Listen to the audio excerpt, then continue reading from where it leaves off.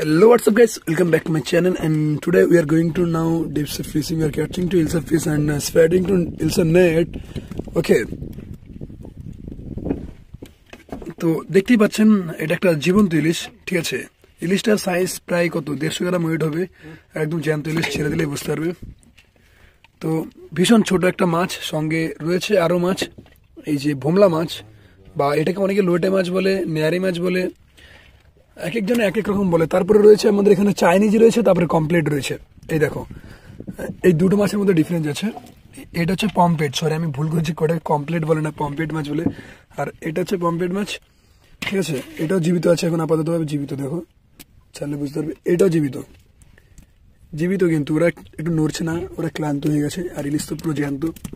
ওহো, এই দেখো সোনালি ইলিশ জ্যান্ত, দেখেছো কখনো আগে এরকম?